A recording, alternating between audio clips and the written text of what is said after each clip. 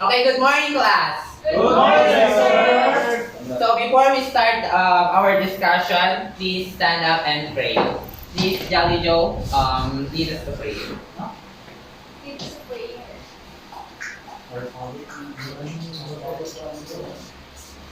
Our Father in heaven, Thy kingdom come, thy will be done, on earth as it is in heaven. Give us this day our daily bread, and forgive us our sins, as we forgive those who sin against us. Do not bring us to test, but deliver us from evil. Amen. In the Father, Son, and Holy Spirit. Amen. Okay, thank you. Take your seat. Who is absent for today, Ms. Secretary? Sophia anniversary.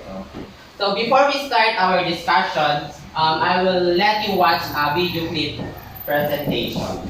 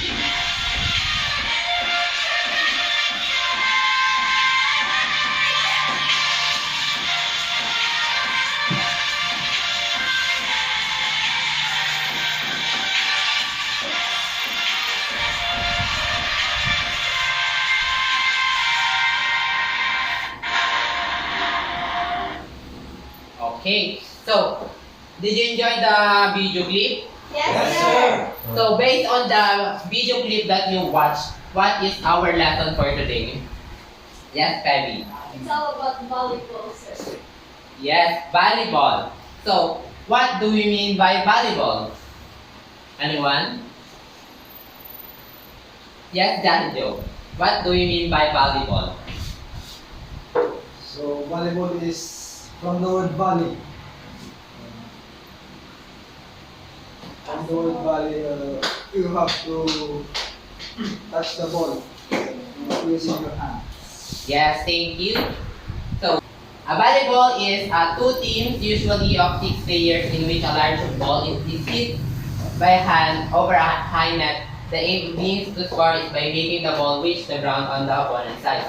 So the volleyball is, para makapag-score ka daw is kailangan yung bola is mapunta sa kabilang side at ma-touch yung ground or the floor by making or nang hindi pupunta sa outside. So, for us to enjoy playing volleyball, we should learn the basic skills in volleyball. So what is the basic skills in volleyball?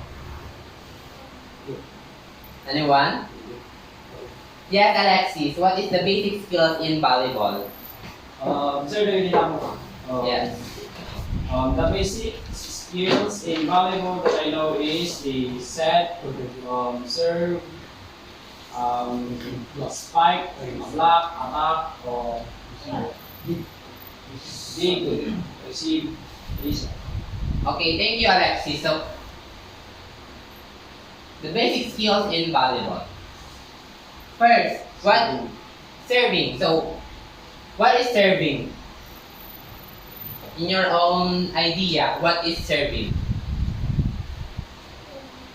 Yes, Femi? Serving is starts the play, sir, from the backcourt. You toss the ball and then try to hit it to the opponent's side. Yes.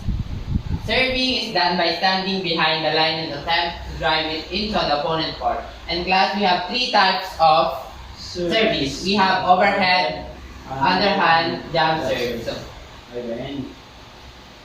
So first, we have underhand serve. Underhand serve is serving the ball into one hand below your wrist. Waist. So, yung underhand is dapat you will serve the ball behind or lower than your waist. Next, we have overhand serve. So, please read Jolly Joe.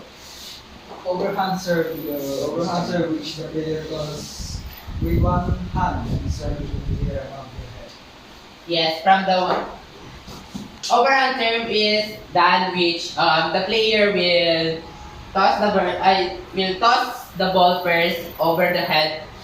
Tapos they will strike to the opponent's side. Next is the jump serve. Jump serve is where the player increase the power and height or their serve by jumping into the hit. From the word jump, they were going to jump first before they will serve the ball to the opponent's side. Next basic skill. Passing. So, passing. What is passing, Carol? Passing is the attempt to properly handle the opponent's serve through any form of attack. So, passing is attempt by a team to properly handle the opponent's serve or any form of attack. This is done by kapag the opponent's side is na-serve na nila yung ball, you need to receive the ball and to bring back the ball to your opponent's side. That is the passing. Next is set. Setting is usually the second contact with the ball, the team which is done by to prepare for attack into the opponent's court. So, ito naman is set is usually the second contact. The first player will receive the ball and give it to the setter of their team. Then, another one is attack. Attacking is usually known as that spike is usually the third contact of the team makes with the ball. So, attack is connected sila sa setting, mag-connect sila sa set. Ito yung kapag they will receive the ball and pass to the setter. Then the setter will give it to the attacker and he will spike the ball. Then, next basic skill is blocking. Yes, Penny. Blocking refers to the action taken by players standing at the net to stop an opponent's attack. Yes. Yung blocking naman is this will be going to stop the ball from the opponent attack. Ito na they will going to block the ball to stop making a point. And the last basic skill is dig. Digging is the ability to prevent the ball from touching one court after a spike or attack, particularly a ball that is nearly touching the ground. Ito naman is yung mga these skills is a type of receiving also.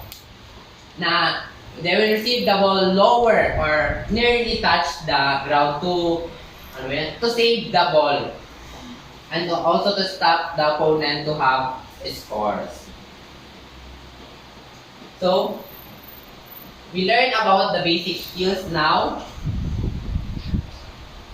The equipment and tools in volleyball. Ito naman, this equipment and tools will hindi magiging volleyball ang volleyball kung wala ang mga ito. The first one is the net. The next one is the ball and the court. So, ito yung mga equipment that used in volleyball. So, that concludes our lesson. So, did you understand our lesson for today, class? Yes, Yes, sir. So, if you really understand my discussion, can someone summarize our lesson for today? Yes, Peggy. I've learned today the basic skills in volleyball, and these are serving, receiving, setting, passing, digging, and blocking, and also the equipments and tools in volleyball, which are the net, ball, and the court. So, before we... thank you, Peggy. So, before we formally end our discussion, we will go into the gymnasium. But before we end our discussion, before we go to the gymnasium, I will divide you into two groups. The first group will be the group of Jolly Joe and Alexis, and the next group will be this side. So, you will go into perform the serving and receiving. The first group will form a line and they will do the serving. And the second group will go to the opponent side and spread to perform the receiving. So after your performance, you're going to evaluate your performance based on their strength and their weaknesses. And you will give also we're going to give recommendation. So after that, your output you're going to prepare a video presentation of your performance in doing the basic skills in volleyball to be passed on July 30. Okay, class? Yes, sir. Okay, let's go to the gymnasium now. Thank you, sir.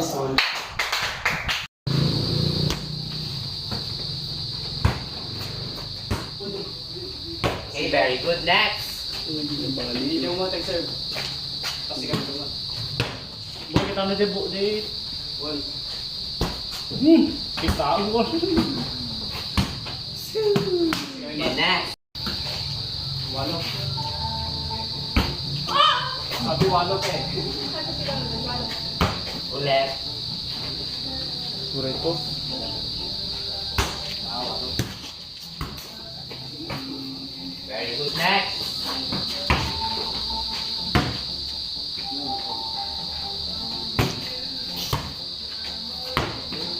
Okay, very good. Let's go to the classroom. As I said a while ago, you're going to evaluate your classmates based on their performance in serving and receiving. You're going to write their strengths and weaknesses and your recommendations to them. You have 2 minutes to finish it.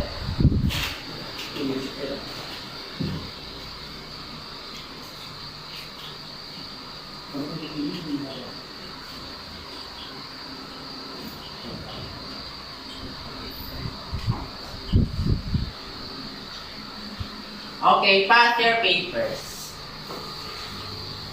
Great, sir. Faster. Faster, Jolly Joe. Yes, sir. Faster, Jolly Joe.